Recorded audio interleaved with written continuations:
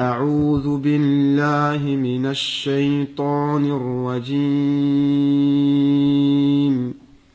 بسم الله الرحمن الرحيم. والنجم إذا هوى ما ضل صاحبكم وما غوى وما ينطق عن الهوى إن هو إلا وحي يوحى. علمه شديد القوى ذو مرة فاستوى وهو بالأفق الأعلى ثم دنا فتدلى فكان قاب قوسين أو أدنى فأوحى إلى عبده ما أوحى.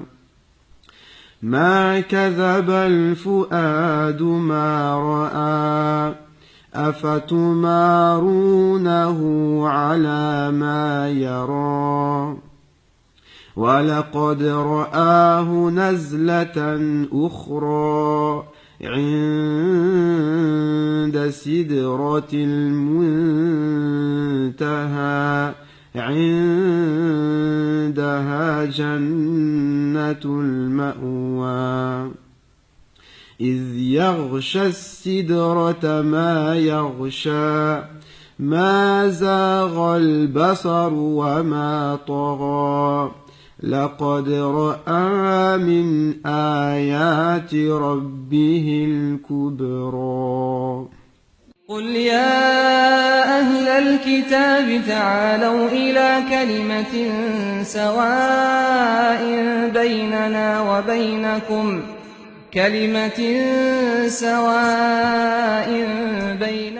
إن الحمد لله نحمده ونستعينه ونستغفره ونعوذ بالله من شرور أنفسنا ومن سيئات أعمالنا. من يهدي الله فلا مضل له ومن يضلل فلا هادي له وأشهد أن لا إله إلا الله وحده لا شريك له وأشهد أن محمدا عبده ورسوله. Assalamu alaikum. La louange est à Allah et c'est à lui dont j'implore le secours et le pardon et je recherche refuge auprès de lui contre la méchanceté de mon âme et contre les méfaits de mes actes. Celui à qui Allah a prédestiné le bien, personne ne peut l'égarer. Et celui à qui Allah a prédestiné l'égarement, personne ne peut le guider. Alors, en ce mois béni du mois de Ramadan, je suis vraiment ravi, particulièrement dans les 10 derniers jours. Je tenais quand même à partager un petit moment avec mes frères et mes sœurs dans la maison d'Allah, subhanahu wa ta'ala. Alors, comme il a dit le frère, moi je reviens du Congo. J'ai profité là-bas avec les frères congolais, les frères africains. Je me suis dit non, les 10 derniers jours, je veux quand même profiter aussi avec les frères français. Donc, alhamdulillah, on a voulu donner un titre assez aguicheur. Musulman, le Coran te suffit. Parce que dans ce mois du jeûne, du mois de Ramadan, malgré le fait que nous sommes privés de nourriture et de boissons, notre nourriture, ce sera le Coran. C'est la nourriture que nous devons déguster pleinement et en apprécier la saveur. C'est pour cela que j'étais obligé de solliciter mon complice, Mohamed Abbès, afin qu'il puisse m'y aider avec une belle récitation coranique tout au long de mon petit discours. Inch'Allah, dans cette conférence, en vérité, je vous le dis honnêtement, moi je ne vais pas beaucoup parler. On va laisser le Coran parler. Je vais juste un tout petit peu parler. Quand vous allez voir, si vous allez analyser ma conférence, vous allez voir qu'il y a eu plus de récitations coraniques que ma propre parole. Parce que généralement, on s'accroche souvent à la parole des hommes et on oublie la parole d'Allah subhanahu wa ta'ala. Donc Allah, dans le Coran, il commence dans Surat Al-Baqarah, au verset 185, Mohamed. Excusez-moi. Le mois de Ramadan. أعوذ بالله من الشيطان الرجيم. شهر رمضان الذي أنزل فيه القرآن هدى للناس وبينات من الهدى والفرقان. Le mois du Ramadan au cours duquel a été descendu le Coran comme guide pour les gens et preuve claire de la bonne direction et du discernement. Donc à travers ce verset coranique, on comprend que le mois du Ramadan, c'est le mois du Coran.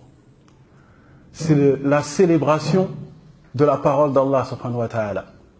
Et quand on parle de célébration, on parle d'un accomplissement solennel. C'est-à-dire que c'est une consécration.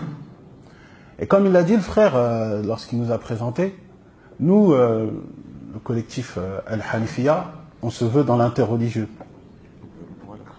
Ah, tu préfères l'accrocher? C'est vrai, il préfère que je sois plus à l'aise. C'est bon? Bismillah. Donc, je disais que nous, dans le collectif Al-Hanifiya, on se veut dans l'interreligieux. Et donc, l'interreligieux se veut être un domaine où on doit aborder différents livres en dehors que le Coran. On doit aborder la Torah, on doit aborder l'Évangile, d'autres livres en dehors que le Coran. Et durant ce mois béni du Ramadan, comme je vous l'ai dit, on célèbre le Coran. Alors nous, avec le collectif, on s'est dit on ne va pas seulement jeûner de la nourriture et de la boisson. On va jeûner de tous les autres livres en dehors du Coran. Ça, c'est ce qu'on s'est dit avec le collectif. Parce que quand on parle de célébration du Coran, regardez les frères, je ne sais pas si ici il y a des frères qui sont mariés, quand vous célébrez votre mariage, quand on célèbre une cérémonie, pendant la cérémonie, on ne va pas se permettre d'appeler au travail ou de regarder un match de foot. On va s'adonner pleinement et complètement à son mariage. Donc durant le mois de Ramadan, le mois du Coran, on s'adonne pleinement et complètement au Coran. Nous, on ne peut pas, c'est-à-dire dans le collectif, on s'est dit on ne peut pas s'attarder à la Bible lorsqu'on sait que le Coran est descendu durant le mois du Ramadan, comme on a pu le voir. On s'est dit qu'on ne peut pas aller débattre ou prêter oreille à des personnes néfastes qui sont là pour proférer des phrases dénigrantes au sujet de notre dîn, lorsqu'on sait que le prophète sallallahu alayhi wa sallam, à cette même époque, comme le dit le Sahih al-Bukhari, il nous dit que le prophète sallallahu alayhi wa sallam, il faisait irtikaf, une retraite pieuse. C'est-à-dire que le prophète sallallahu alayhi wa sallam, il s'écarte de sa famille, il s'écarte de ses gens, de ses proches, pour s'assurer d'avoir une relation intime avec son Créateur. Voilà, quand tu réfléchis à cette chose-là, tu te dis, mais si le prophète sallallahu alayhi wa sallam, il voyait en sa famille des personnes pieuses un obstacle pour ses actes d'adoration durant le mois de jeûne, qu'en est-il de nous si c'est en face de nous des personnes qui sont là pour combattre l'islam? Obligé, on va se mettre à l'écart et on va essayer de se concentrer dans le mois du Ramadan. Alors, comme on l'a dit, le titre de la conférence c'est « Musulman, le Coran te suffit ». Et comme je l'ai dit, aujourd'hui on va rendre au Coran ce qui appartient au Coran.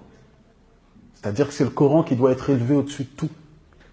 Alors Allah dans le Coran, il nous dit dans Surat Al-Maïda, dans la Surat 5 au verset 48, Mohamed. وأنزلنا إليك الكتاب بالحق مصدقا لما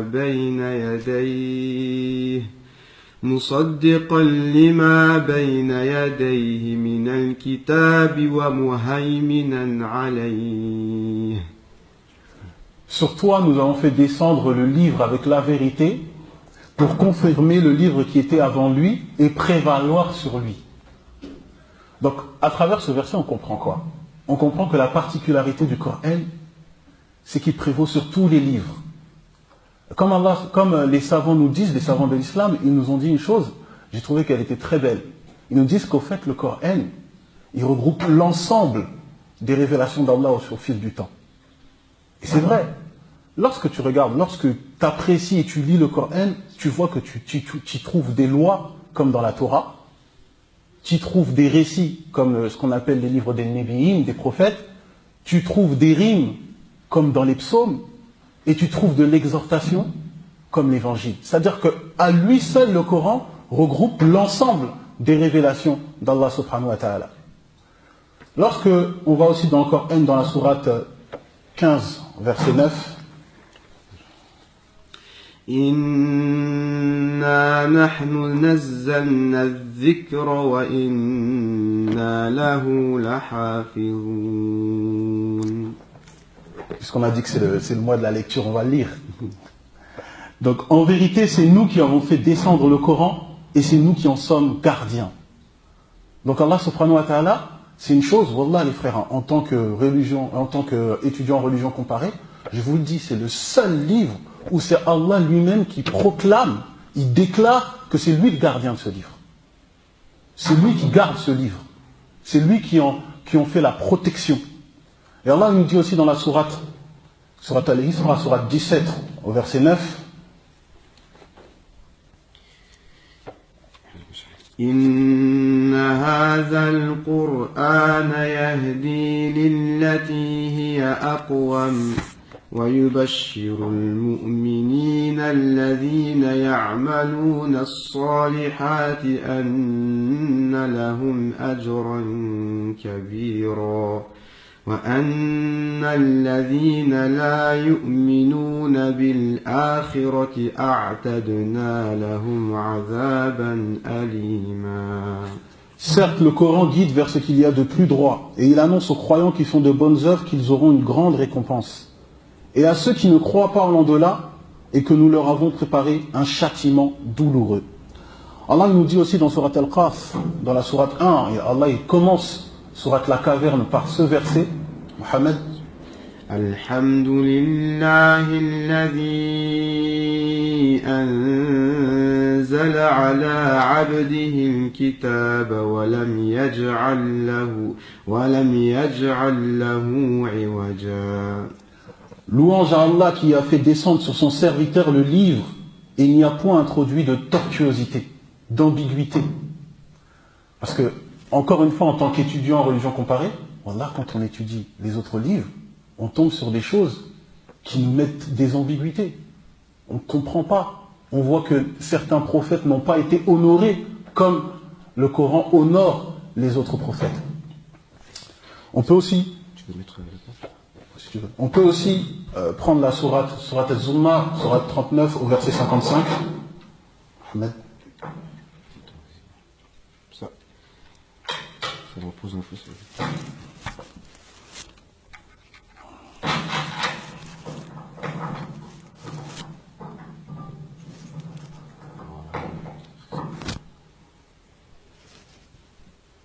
Bismillah. Bismillah. C'est bon. Surat Az-Zumar.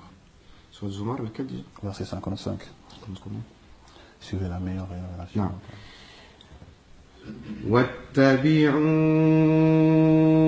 أحسن ما أنزل إليكم من ربكم من قبل أن يأتيكم العذاب بغتة وأنتم لا تشعرون. Et suivez la meilleure révélation qui vous a été descendue de la part de votre Seigneur, avant que le châtiment ne vous vienne soudain sans que vous ne le pressentiez. Il y a aussi Surat Al-Fusilat, Surat Fusilat, au verset 41 et 42. Okay. Et ceux qui ne croient pas au rappel. Non. إن الذين كفروا بالذكر لما جاءهم وإنه لكتاب عزيز لا يأتيه الباطل من بين يديه ولا من خلفه تنزيل من حكيم حميد. Ceux qui ne croient pas au rappel, quand il leur parvient, alors que c'est un livre puissant, inattaquable, Le faux ne l'atteint d'aucune part, ni par devant, ni par derrière. C'est une révélation émanante d'un sage digne de louange. Moi, je vous ai donné beaucoup de versets coraniques, un chapelet de versets coraniques, pour qu'on puisse constater et regarder comment Allah subhanahu wa ta'ala il parle de son livre. Wallah, il n'y a aucun livre religieux où Allah le Très-Haut, il donne une éloge et un mérite comme ça pour son livre.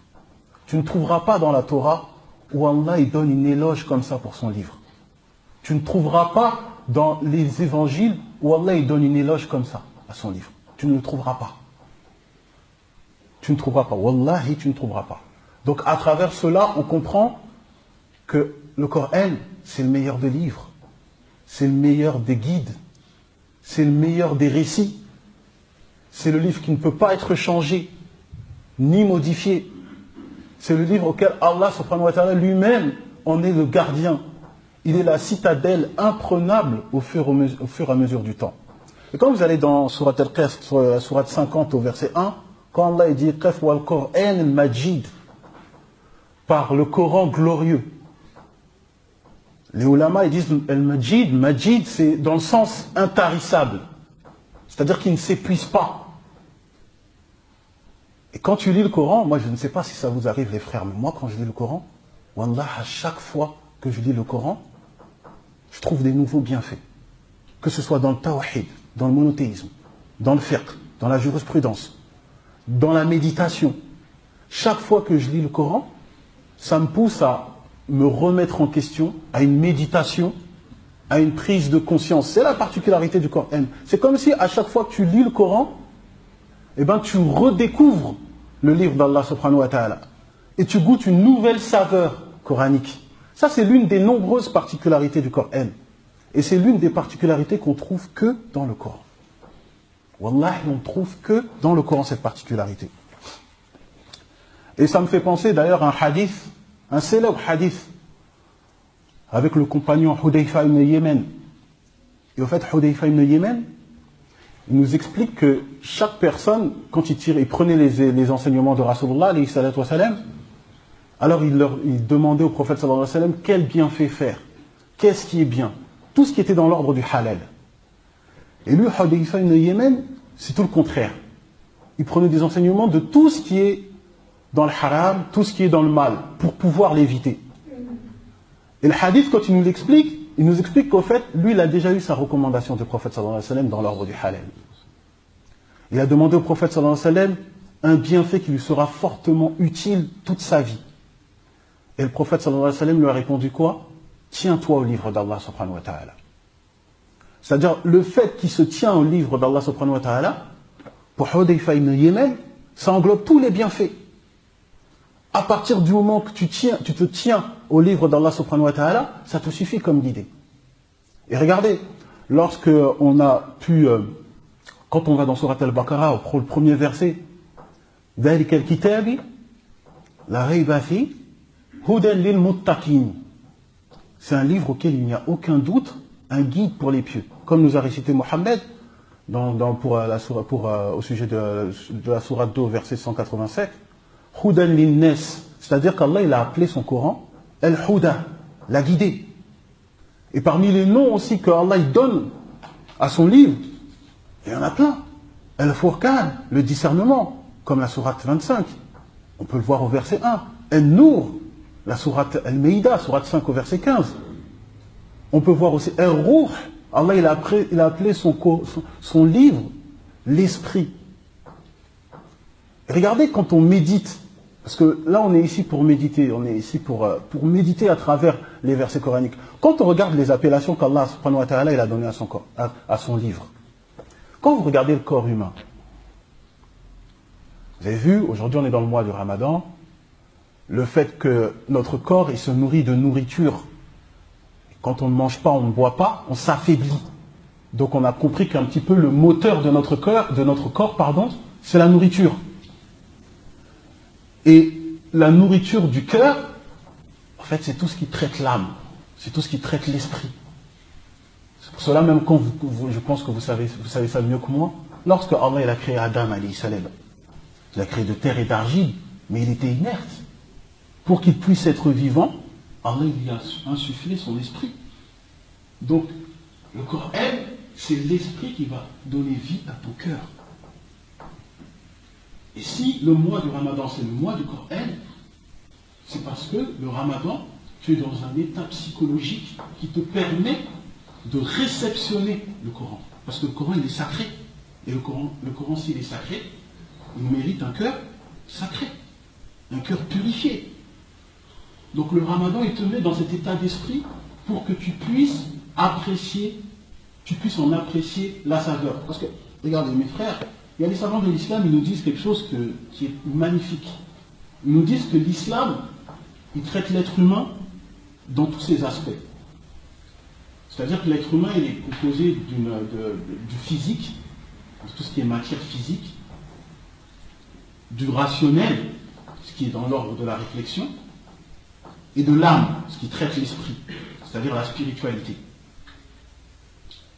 Quand on parle des degrés de la foi, l'islam, la soumission, c'est-à-dire c'est que tu œuvres, tu purifies tes œuvres. C'est pour ça que le Coran l'appelle al-Huda, c'est le guide, parce qu'il te donne les indications et des œuvres qui te permettent de purifier ta matière physique. Ensuite, le Coran, il est aussi al-Nour, al-Tanzil, le descendu, de telle manière que toi, tu as un discernement. Al-Furqan, le Coran, c'est Al-Furqan, c'est le discernement. Donc, par le Coran, tu as une lucidité. Tu arrives à distinguer le bien et le mal. Et donc, ta réflexion est purifiée. Et là, on atteint le deuxième degré de la foi, elle est iman. Et ensuite, le Coran, comme je l'ai dit, il est ar-ruh. Et donc, si tu t'imprègnes de l'esprit du Coran, tu atteins le plus haut degré de l'islam. Al-Ihsan, le plus haut degré de la foi. Comment fasse que vous fassiez partie de ces gens-là? Et donc, mes très chers frères et sœurs, comme on l'a vu, le Coran, il doit être non pas dans la tête des gens, comme l'a dit Mohammed, il nous le répète sans cesse, il doit être dans le cœur des gens. Et le Coran, c'est le livre par excellence, parce que c'est le livre du Tawhid. Il débute par le Tawhid, il se clôture par le Tawhid, par le monothéisme pur. C'est la particularité primordiale du Coran. C'est l'élément, la clé qui rend le Coran inégalable. Voilà, quand vous regardez dans les anciens livres, dans les autres livres, et moi je vous le dis en tant qu'étudiant en religion comparée, on ne décrit pas, on ne détaille pas autant le Tawhid que dans le Coran. Lorsque toi tu rentres dans le Coran, tu sais que tu n'as pas été créé sans Allah. Tu sais pourquoi tu as été créé. Allah subhanahu wa ta'ala, il nous dit dans la sourate 3, verset 191, que nous n'avons pas été créés en vain. Et Allah il nous indique la raison pour laquelle nous avons été créés. Quand on va dans la sourate 51, verset 56, je n'ai créé les hommes et les djinns que pour qu'ils m'adorent. Le Coran vient t'éclairer dans tout ce qui reste ambigu. Tu sais que le but de l'envoi de tous les messagers, c'est quoi? C'est d'appeler Allah subhanahu wa ta'ala, comme il est dit dans la sourate 16, verset 36. Tout est clair pour toi. Tu n'as qu'à lire et t'imprégner du livre d'Allah subhanahu wa ta'ala. Regardez comment Allah il a mis l'importance du tawhid. Moi je vais donner 3 exemples. Regarde, vous savez, Allah quand il donne des ordres dans le Coran, on va prendre peut-être 3 versets. On prend la sourate 3, la sourate 4, pardon, verset 36, la sourate 6, verset 151, et la sourate 17, verset 22. Allah il donne des ordres et des indications. C'est-à-dire il demande qu'on soit bon avec nos parents, qu'on traite bien les orphelins, qu'on ne fasse pas de la turpitude. Mais lorsque vous allez analyser les versets où Allah subhanahu wa ta'ala il donne des ordres, il commence toujours par le tawhid. Vous allez voir, il débute toujours par le tawhid, il appelle toujours à adorer Allah subhanahu wa ta'ala exclusivement, il l'interpelle aux gens de ne pas faire de l'association. Ça c'est primordial, c'est-à-dire c'est le livre qui détaille le plus le tawhid. C'est le Coran. Donc c'est le livre le plus important, parce que c'est lui qui détaille la chose la plus importante. Donc par le Coran, tu as appris et tu prends connaissance de l'importance du tawhid. Par le Coran, tu as appris et tu prends connaissance de ton Créateur. Tu le connais. C'est le seul livre où Allah se décrit par ses noms et ses attributs. Quand vous allez dans les anciens livres, dans la Bible ou dans la Torah, il y a très peu de noms d'Allah subhanahu wa ta'ala. Il n'y en a pas beaucoup. Il n'y a pas autant de détails. Mais lorsqu'on va dans le Coran, par exemple, quand on prend la sourate 7, verset 180, Mohammed, histoire qu'on apprécie le Coran sa juste valeur. وَلِلَّهِ الْأَسْمَاءُ الْحُسْنَى فَادْعُوهُ بِهَا وَذَرِ الَّذِينَ يُلْحِدُونَ فِي أَسْمَائِهِ سَيُجْزَوْنَ مَا كَانُوا يَعْمَلُونَ. Allah possède les noms les plus beaux. Invoquez-le par ses noms. Évitez l'exemple de ceux qui lui donnent des appellations blasphématoires. Ceux-là sont rétribués pour leurs méfaits.